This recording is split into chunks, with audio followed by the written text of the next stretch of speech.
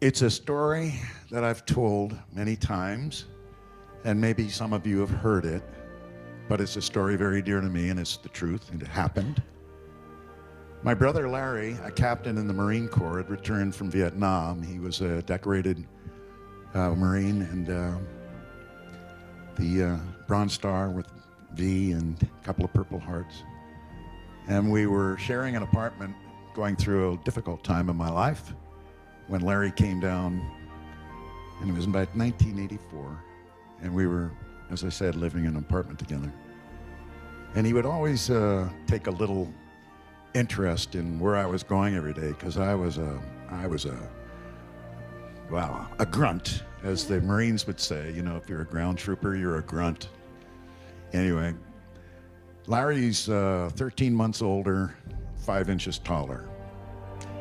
And but we're 13 months apart. We were very, very close. So he said, "Peter, where are you going today?" I said, "Well, Larry, what, you need the car?"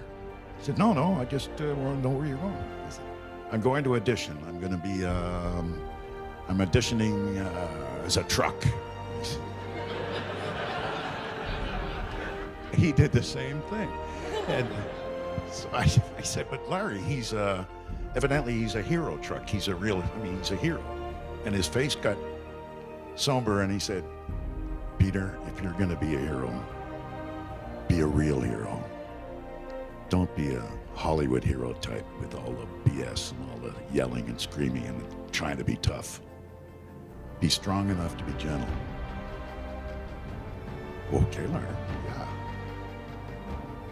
So as his voice is ringing in my ears as I'm driving to the audition, and I read the copy, and Larry is just coming out. His voice, the way he talked to me, and it said, you know, "I'm Optimus Prime." No, it was, "My name is Optimus Prime."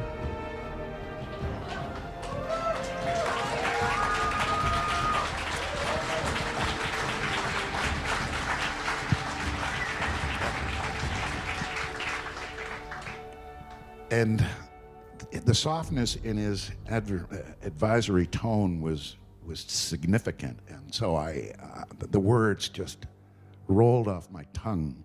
"I'm from the planet Cybertron," and blah blah blah blah blah blah. And I kind of finished it and said, "Okay, thank you very much, Peter." Okay, so, okay.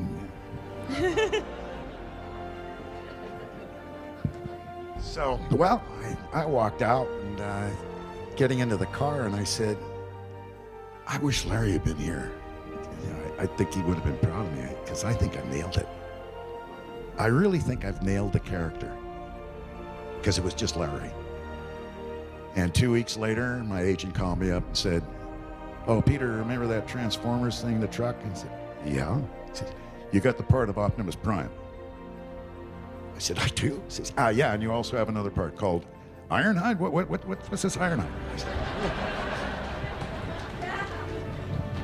said, So that was the beginning. That was the launch. Did that answer the question, you think? I think it is. In order to both protect the Allspark and secure Unicron's defeat, it was necessary for me to empty the vessel's contents.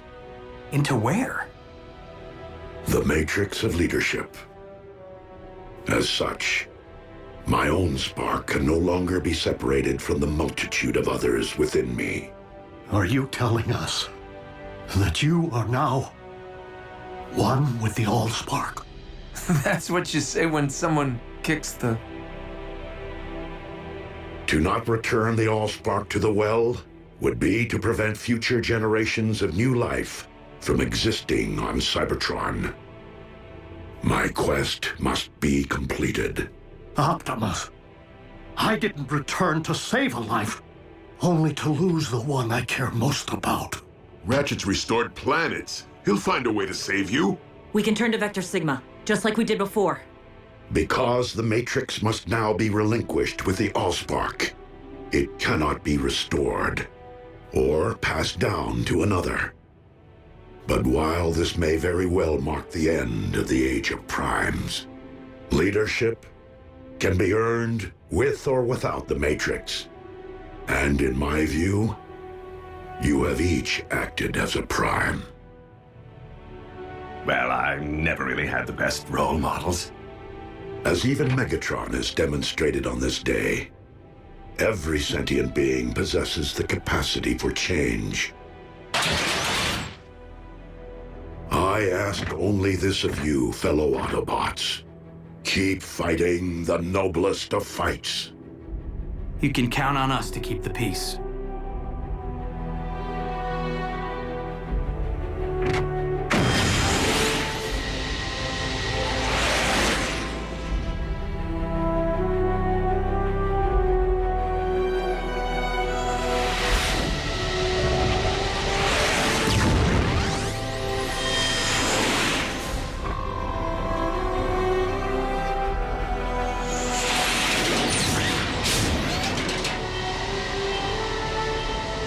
Above all, do not lament my absence.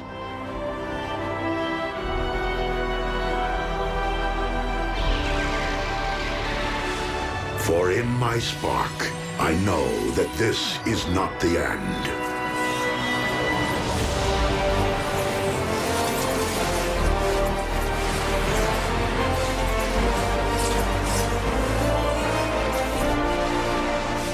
But merely a new beginning.